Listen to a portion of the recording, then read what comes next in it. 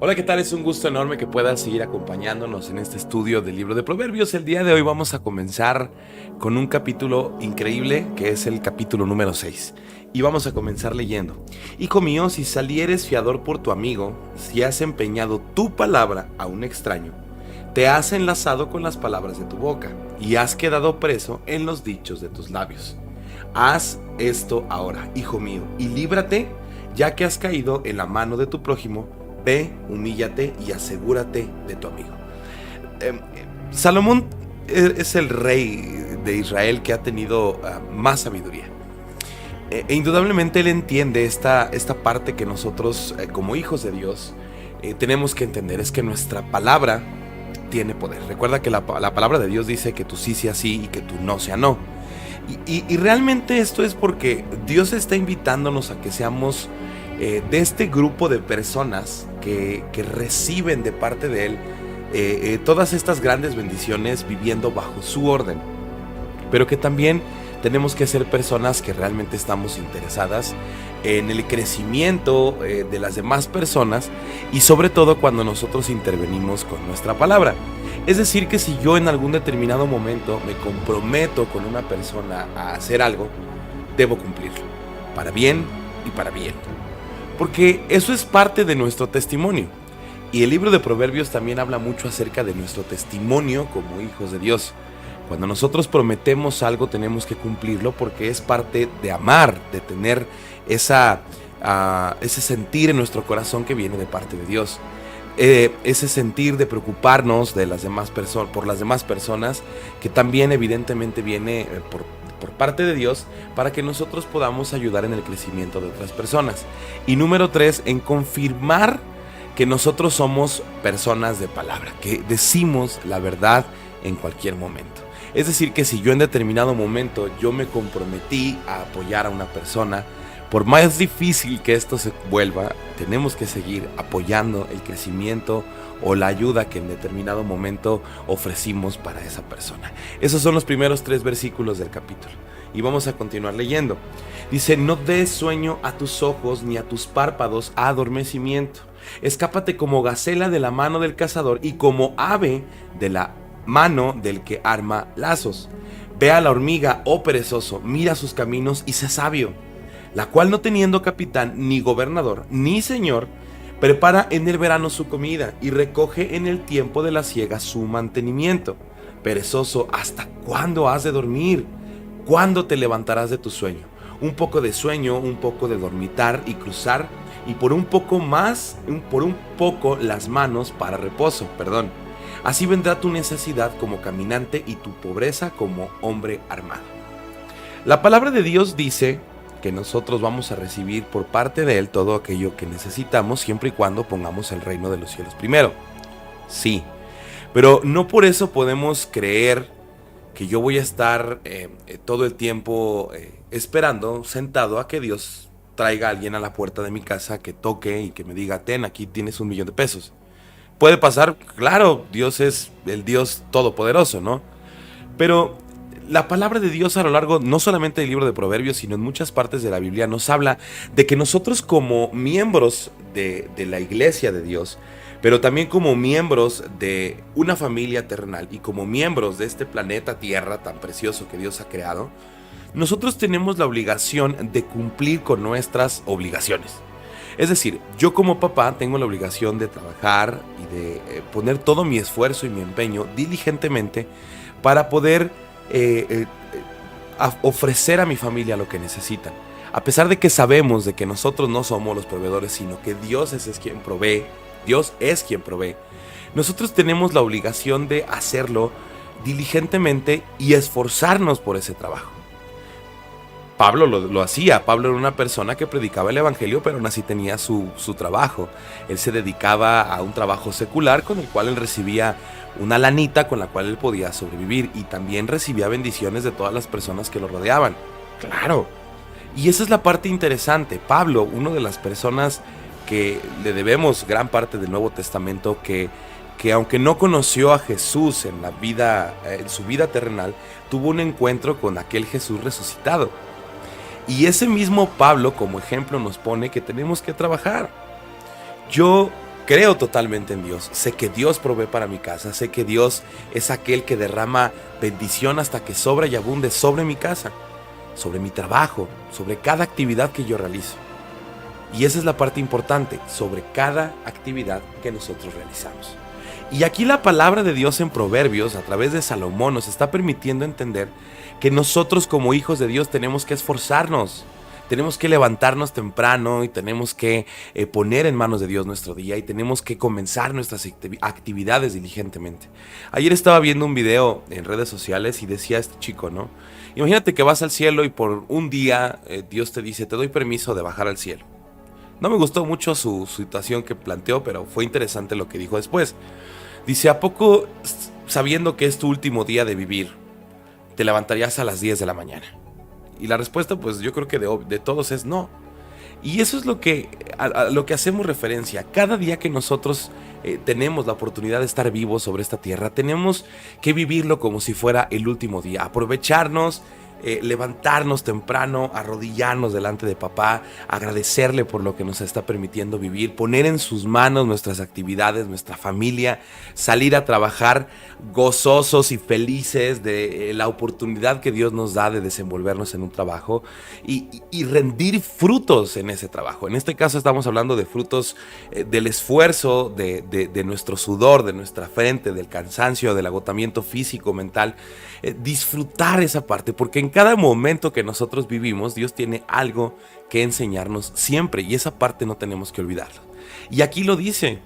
Nosotros como cristianos, aunque no estamos pensando en las riquezas que el mundo nos ofrece, somos personas organizadas que cuidamos nuestra economía, que ponemos en primer lugar a Dios y después las necesidades de nuestra familia y todas estas circunstancias que Dios nos ha permitido vivir en esta tierra para poder glorificarle aún con nuestro trabajo. Después dice el versículo 12, el hombre malo, el hombre depravado, esa palabra está fuertísima, depravada, es el que anda en perversidad de boca, que guiña los ojos, que habla con los pies, que hace señas con los dedos. Perversidades hay en su corazón, anda pensando el mal en todo el tiempo y siembra las discordias. Por tanto, su calamidad vendrá de repente, súbitamente será quebrantado y no habrá remedio. En versículos anteriores hablaba Salomón de aquellas personas que van presurosas a hacer el mal, ¿no? Personas que andan derramando sangre inocente y que andan buscando siempre hacer el mal y toda esa situación, pero ahora está haciendo un énfasis muy fuerte en las personas que sin actuar están pensando en el mal, que están haciendo estos guiños para fastidiar a las personas o que están ahí apuntando, señalando, porque acuérdate que lo que Jesús dijo, ¿no? Que aún antes de pecar, en nuestro interior, en nuestro corazón, cuando nosotros deseamos o pensamos o aún sin que el pecado actuado sea hecho, estamos pecando. Y eso es lo que nos está diciendo Salomón, que aún en lo más recóndito de nuestro interior, nosotros tenemos que ser purificados para no ser llamados depravados. Porque estamos a lo mejor por fuera predicando el evangelio y estamos diciendo que Cristo vive y nos aferramos a su palabra y oramos, pero no vivimos en nuestro interior realmente lo que la palabra de Dios nos invita a vivir. Porque tenemos que entender que no solamente fuimos llamados a predicar, sino también fuimos llamados a vivir lo que está escrito en la palabra de Dios, a vivir conforme a lo que Jesús vivió en su vida y nos permitió aprender a través de los 4 evangelios maravillosos que tenemos el día de hoy. Para finalizar dice, 6 cosas aborrece Jehová y aún 7 abomina su alma. Y vamos a ir una por una, ¿de acuerdo? Los ojos altivos, y volvemos una vez más a la soberbia. Recuerda que platicamos que la soberbia y la sabiduría son completamente lo contrario. Una persona que reconoce que todo lo que es y todo lo que tiene es gracias a Cristo, no puede tener soberbia en su corazón, mucho menos una mirada altiva. Dice la palabra de Dios, lo acabo de leer hace poquito, que nosotros tenemos que, si no me equivoco fue en Filipenses, que nosotros tenemos que mirar a las personas y tratar a las personas como si fueran superiores a nosotros. A eso fuimos llamados. Después dice, la lengua mentirosa. andaremos con la verdad, viviendo en la verdad, hablando la verdad, porque si no, estamos frenando la obra de Dios en nuestras vidas. Cuando nosotros decidimos vivir en mentira o hablar mentira, nosotros estamos frenando esa obra tan majestuosa que Dios quiere hacer en nuestras vidas, además de que estamos pecando, ¿no? Dice, las manos derramadoras de sangre inocente. Y bueno, independientemente, digo, sé que los tiempos donde fue escrito esto y los tiempos de ahora son diferentes, ¿no? No, bueno, no digo que no pase, ¿no? Pero ya no solemos arreglar las cosas con violencia a tal grado de derramar la sangre o terminar con la vida de una persona. Pero eso también lo podríamos tomar como las personas que hieren y que lastiman a otras personas, ¿no? Tenemos que mantenernos en este sentir de servicio y de amar a las personas. Por mucho que nos lastimen, por mucho que nos duela o nos hieran, tenemos que amar a todas esas personas, a todas las personas. Después dice, el corazón que maquina pensamientos inicuos. Y hay una parte en la Biblia, ahorita que estaba leyendo esta parte del versículo, donde dice que los perversos durante la noche maquilan el pensamiento malo. Y yo recuerdo mi vida lejos de Cristo, antes de que yo tuviera la oportunidad de renacer en Cristo Jesús. Recuerdo muchísimo cómo eso realmente pasa, porque estamos acostados ociosamente y el enemigo comienza a traer esos pensamientos de mañana vamos a hacer esto, mañana vamos a hacer aquello, disfrazados. Acuérdense que Satanás se presenta como ángel de luz, disfrazados, disfrazando el pecado, ¿no? Entonces ahora que somos renacidos en Cristo, esas noches, esas partes, esos pensamientos tienen que estar firmes en lo que hemos aprendido a través de la palabra de Dios. Siempre someter nuestros pensamientos, siempre que nuestro corazón esté sometido al Espíritu Santo va a evitar que el enemigo pueda venir a atacarnos y hacer que esto suceda. Después dice, los pies presurosos para correr al mal. Y es aquí donde entra un poquito lo que aprendimos en Proverbios 1. El principio de la sabiduría es el temor a Jehová. Cuando nosotros no tenemos temor de Dios, cuando nosotros no conocemos ni entendemos ni nos abrazamos a la justicia y a la santidad de Dios, es muy fácil para nosotros apresurarnos a ir a hacer lo que está mal. Sin pensar voy corriendo, pero sin embargo, cuando nos aferramos a la palabra de Dios, cuando nos aferramos al Espíritu Santo, el Espíritu Santo nos detiene y nos dice no. Entonces algo pasa en nuestro corazón y llega a esa parte donde el Espíritu Santo nos hace saber que lo que estamos a punto de hacer no es bueno, sino es malo. Después dice, el testigo falso que habla mentiras. Y volvemos a algo muy parecido, ¿no? A lo de mentir. Pero aquí está, por ejemplo, diciendo el testigo falso. Y podemos hablar de dos tipos de testigos.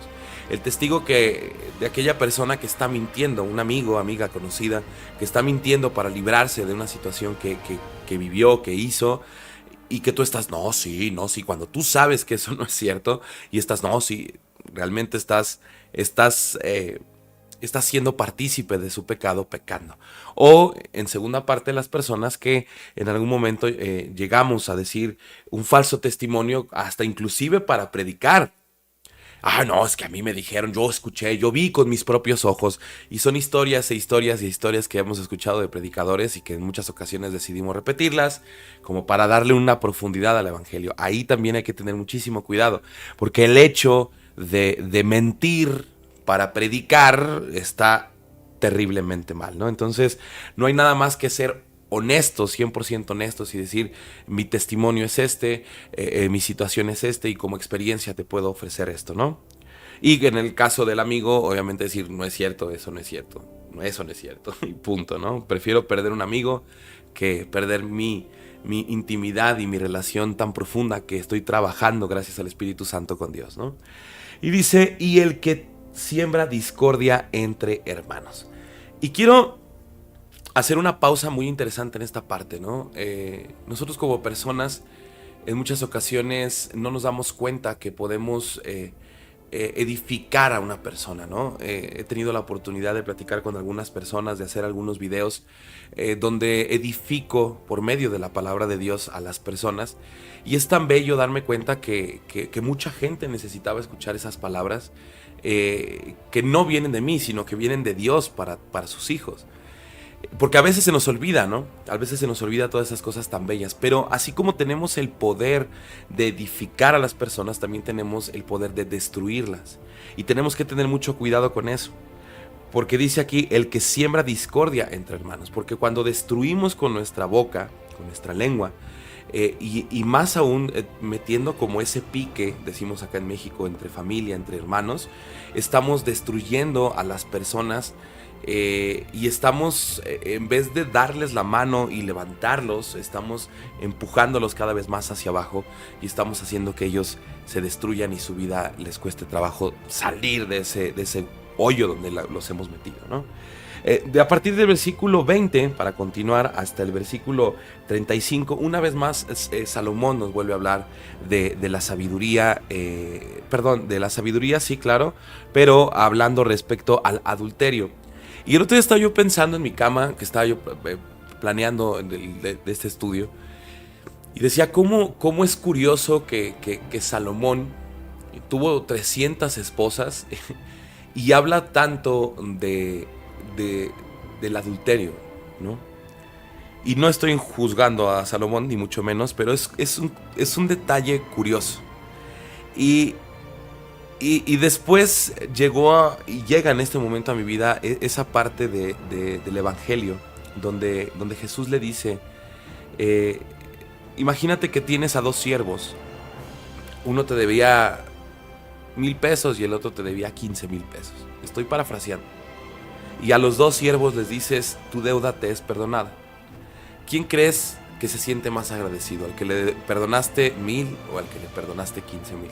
Obviamente al que le perdonaste 15,000, porque debía 15 veces más de lo que debía el otro. Entonces siento que por ahí va Salomón, no lo sé, es mi pensamiento, ¿no? Salomón entiende que falló en ese sentido. Salomón entiende que toda la sabiduría que Dios le dio la apartó de esa parte carnal, ¿no? de su vida conyugal, vamos a llamarle de alguna manera. Dios, a pesar de este error que él comete, utiliza a Salomón para hablarnos de adulterio. Porque al final de cuentas, Dios utiliza a lo menospreciado, a las personas que han caído en ese aspecto, para poderte predicar y podernos predicar. ¿Quién te puede hablar más de una prédica en el alcoholismo que una persona que fue alcohólica? ¿Quién te puede hablar más de una prédica de la drogadicción que una persona que fue drogadicta? ¿Quién te puede hablar más el pecado, de la gula, por ejemplo, del alimentarse en exceso, que una persona que fue obeso? Entonces, Dios está utilizando a Salomón tanto para hablarnos de esta parte, para decir, sean sabios y prudentes respecto al adulterio, a la fornicación, a la sexualidad. Entonces hay mucho que aprender. Decidí dejarlo hasta este punto porque el capítulo anterior hablamos mucho acerca de este tema, pero no se trata de que nos saltemos estos versículos, sino de que yo sé que los leíste, sé que Dios habló a tu corazón confirmando lo del capítulo anterior. Padre, te damos muchas gracias, bendito Señor, por tu tesoro tan grande, Señor, que nos permites desenterrar y desentrañar cada día más, Padre, porque tu nombre es bendito, Señor, y tu palabra es santa y tu palabra es verdadera, y nos perfora nuestro corazón, Padre eterno, para que nosotros podamos identificar cada parte de nuestra vida, Señor, que no edifica nuestro espíritu, Señor, sino que está gobernando o siendo gobernada por nuestra carne. Por favor, permítenos, Señor, apartarnos de cada comportamiento y de cada circunstancia de las cuales tú aborreces. Permítenos, Señor, entender de tu palabra, Señor, no de mi boca, sino de tu palabra, aquello que nuestra vida necesita para el crecimiento espiritual. Que sea tu Espíritu Santo, Señor, el que nos permita seguir avanzando y creciendo para poder avanzar al lado, Señor, de nuestro amigo Jesús, de aquel hombre perfecto, Señor, que entregó su vida por amor a nosotros. En tus manos, Señor, está nuestra vida, Señor, en tu mano está cada uno de los aspectos de nuestro día. En el nombre precioso de tu Hijo Jesucristo. Amén y amén.